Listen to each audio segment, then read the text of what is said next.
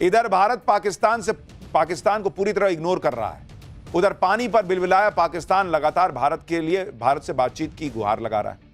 पाकिस्तान के प्रधानमंत्री शहबाज शरीफ ने अब कहा है कि उनका देश सभी लंबित मुद्दों, जिसमें जम्मू कश्मीर, पानी, व्यापार, आतंकवाद, सबके समाधान के लिए भारत के साथ बातचीत को तैयार है। अरे तुम ना बातचीत के लिए तैयार हो, हम थोड़ी तैयार है। नरेंद्र मोदी, प्रधानमंत्री मोदी ने कहा ना कि बात पीओके पे होगी, और विदेश मंत्री कह चुके हैं कि हाफिज सईद को कब दोगे और मसूद अजहर को कब दोगे, बताओ। उस पर बात करोगे तो आओ कर लो बात। शहबाज शरीफ ने मंगलवार को सऊदी अरब के नेता से बातचीत में यह बात कही।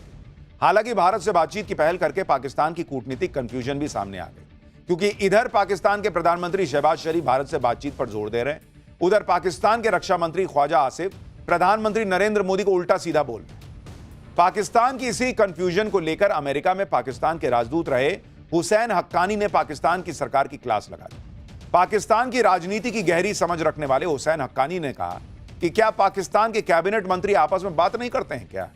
एक तरफ पाकिस्तान के प्रधानमंत्री, विदेश मंत्री और फील्ड मार्शल दुनिया को बता रहे हैं कि पाकिस्तान भारत के साथ बातचीत फिर से शुरू करना चाहता है, और रक्षा मंत्री ऐसे शब्दों का इस्तेमाल कर रहे हैं। ऐसे में कोई बातचीत कैसे आगे बढ़ सकती है भाई? आपस में बात नहीं करते हो क्या तुम लोग? यह बात पाकिस्तान भी अच्छी तरह समझता है कि भारत तभी बातचीत करेगा जब पाकिस्तान आतंकवाद पर निर्णायक एक्शन ले, और पाकिस्तान में ऐसा हो नहीं सकता, क्योंकि पाकिस्तान की रगों में तो आतंकवाद दौड़ रहा है। पाकिस्तान में लोगों का हाथ कटता है तो खून के साथ साथ दो चार आतंकी गिर जाते हैं, ऐसा हाल। सूत्रों से खबर है कि पाकिस्तान सरकार के मंत्रियों ने आतंकियों के साथ बंद कमरे में एक खास मीटिंग की। इस मीटिंग में हाफिज सईद के बेटे तलहात सईद के शामिल होने की खबर है। पहलगाम हमले का मास्टरमाइंड सैफुल्लाह कसूरी इसमें शामिल था।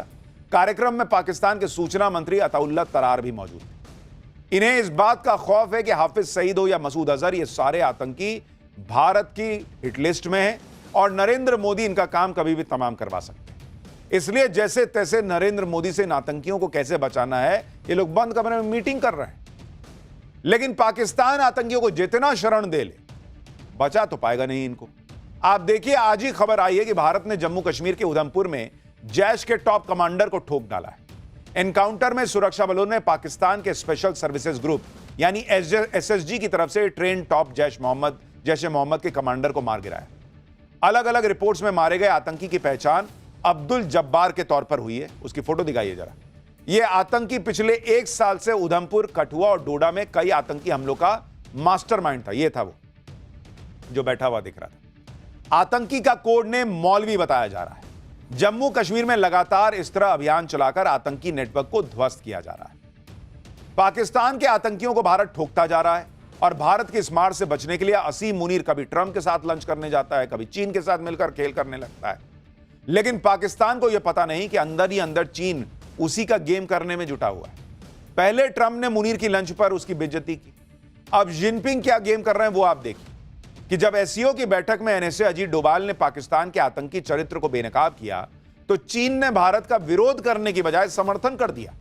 एससीओ में एनएसए लेवल की मीटिंग में डोभाल ने कहा कि भारत लश्कर-ए-तैयबा, जैश-ए-मोहम्मद, अल-कायदा, आईसिस और उसके सहयोगी प्रतिबंधित आतंकी संगठनों से लगातार खतरे को लेकर बेहद चिंतित है। दुनिया के देशों को आतंकवाद के खिलाफ लड़ाई में दोहरे मापदंड को त्यागने की जरूरत है। सीमा पार आतंकवाद समेत कोई भी आतंकवादी घटना मानवता के विरुद्ध अपराध है। एनएसए अजीत डोभाल ने यह भी कहा कि सीमा पार आतंकवादियों, आतंकी घटनाओं के आयोजकों, वित्त पोषकों और प्रायोजकों को जवाबदेह ठहराने की जरूरत है।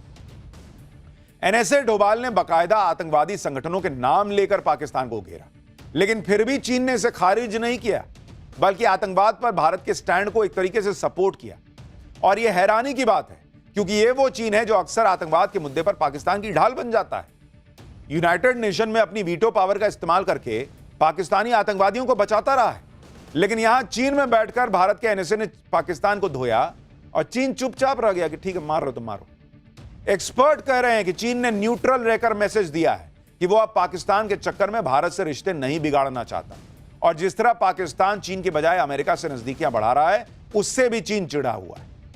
चीन शातिर खिलाड़ी तो है ही है, वो पाकिस्तान को आगे कर देता है, पीछे से अपना काम करवाता है।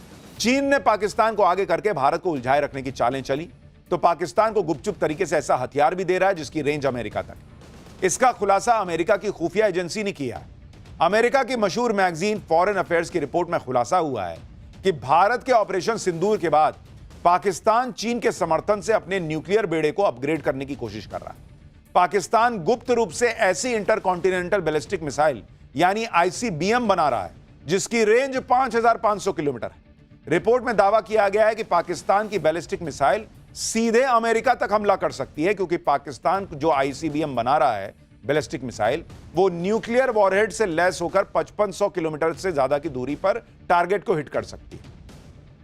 अब सवाल यह है कि पाकिस्तान अगर ये भारत के लिए बना रहा है तो 5500 किलोमीटर का है भाई, भारत इतना दूर तो है नहीं, अमेरिका तक की रेंज क्यों चाहिए? चीन के कहने पे फोड़ दोगे क्या जी? तो ये तो ट्रंप को देखना चाहिए कि इसको खिलाए थे बिरयानी बुला के और ऑर्डर दिए थे कि मारेंगे ईरान को, तुम्हारे यहां से घुस के चुप रहना। वो देखिए क्या कर रहा है।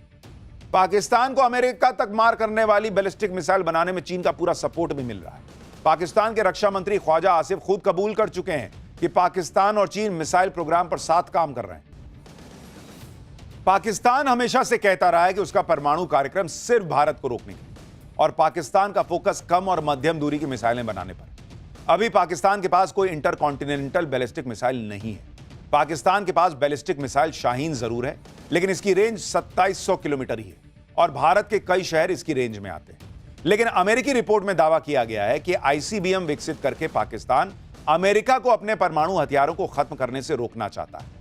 पाकिस्तान चाहता है कि अगर भारत और पाकिस्तान के बीच फिर से लड़ाई होती है तो अमेरिका भारत की तरफ से हस्तक्षेप न करे और इसलिए भाई तूफानी काम करने पर आए। लेकिन पाकिस्तान यह सब करके अपनी ही कब्र खोदने में जुटा है, क्योंकि अमेरिकी खुफिया एजेंसी के मुताबिक अगर पाकिस्तान ऐसी मिसाइल हासिल करता है तो अमेरिका उसे अपने लिए न्यूक्लियर थ्रेट घोषित कर देगा। परमाणु हथियार रखने वाला कोई भी देश जिससे अमेरिका को खतरा महसूस होता है उसे America nuclear threat country declare कर देता है। फिलहाल रूस, चीन और नॉर्थ कोरिया को अमेरिका ने अपना न्यूक्लियर थ्रेट देशों में की लिस्ट में डाला हुआ है। नॉर्थ कोरिया तो अक्सर अमेरिका को परमाणु हमले की धमकी देता ही रहता है। अब सवाल यह है कि इस लिस्ट में क्या अगला नंबर पाकिस्तान का जुड़ने वाला है? यानी आप पाकिस्तान की कूटनीति को देखें तो दूर से तो यही लगेगा कि अमेरिका और चीन अभी उसके साथ हैं, लेकिन ये रिश्ते जरूरतों पर टिके। जब तक पाकिस्तान इनकी जरूरत है तब तक उसको दाना डालेंगे, फेंकेंगे, वो आएगा खाने। लेकिन पाकिस्तान जरा भी इधर उधर करने की कोशिश करेगा तो यही अमेरिका और चीन दोनों मिलकर उसकी क्लास लगा देंगे।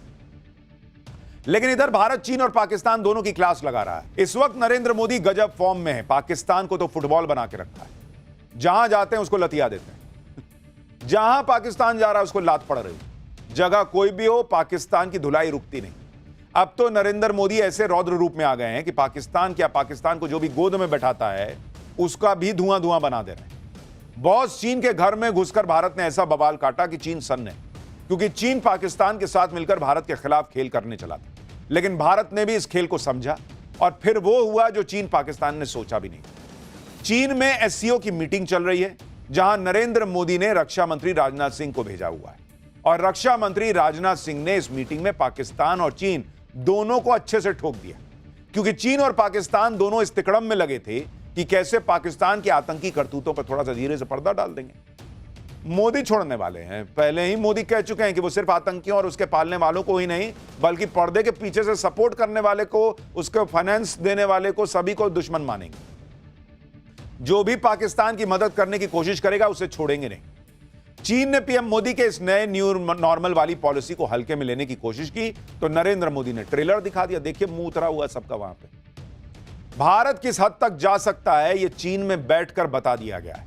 भारत ने चीन में जाकर चीन के मुंह पर मैसेज दे दिया कि मारूंगा पाकिस्तान को अभी और तुम भी नहीं बचा पाओगे, और आतंकवाद के मुद्दे पर पाकिस्तान की ढाल बनने की गलती तो करना मत। इसी वजह से चीन में जारी एससीओ यानी शांघाई कोऑपरेशन ऑर्गेनाइजेशन की मीटिंग में भारत ने आतंकवाद के मुद्दे पर ऐसा सख्त स्टैंड लिया कि चीन भी हैरान रह गया। एससीओ के रक्षा मंत्रियों की बैठक में भारत ने ज्वाइंट स्टेटमेंट साइन करने से मना कर दिया। रक्षा मंत्री ने पेन हटा दिया कि बात मैं नहीं करता साइन, हटाओ इसको।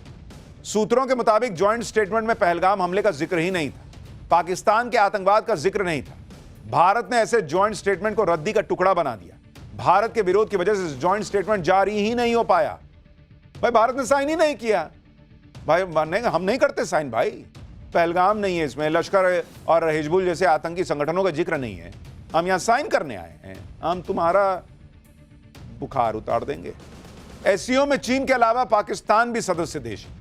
भारत ने चीन में जाकर चीन और पाकिस्तान के सामने बैठकर आतंकवाद पर दोनों की बैंड बजा दी। एससीओ मीटिंग की अध्यक्षता चीन कर रहा है और अक्सर अध्यक्ष देश पर यह दबाव होता है कि वो इस इवेंट को सही से निपटा दे। ज्वाइंट स्टेटमेंट तो कम से कम जारी हो ही जाए, लेकिन भारत के कड़े विरोध की वजह से चीन की फजीहत हो गई। पाकिस्तान जैसे दो कौड़ी के दोस्त की वजह से चीन को भी जिल्लत झेलनी पड़ी, क्योंकि ज्वाइंट स्टेटमेंट ही नहीं आ पाया। लेकिन अभी जो आपको बताया वो तो चीन के अंदर ग्लोबल मंच पर चीन और पाकिस्तान की बेइज्जती का एक पन्ना है। अभी तो आपको आगे बताऊंगा कि पीएम मोदी की डिप्लोमेसी ने कैसे चीन में बड़ा धमाका कर दिया। आपको दिखाऊंगा कि कैसे भारत के रक्षा मंत्री राजनाथ सिंह का एक साइन चीन और पाकिस्तान के आतंकवाद पर भारी पड़ा। आपको अमेरिका की वो खुफिया रिपोर्ट भी दिखाऊंगा जिसे देखकर डोनाल्ड ट्रंप पाकिस्तान की क्लास लगा देंगे। आपको यह भी बताऊंगा कि कैसे पीएम मोदी का जलवा देखकर चीन के राष्ट्रपति को साइड हीरो जैसा लगने लगा है।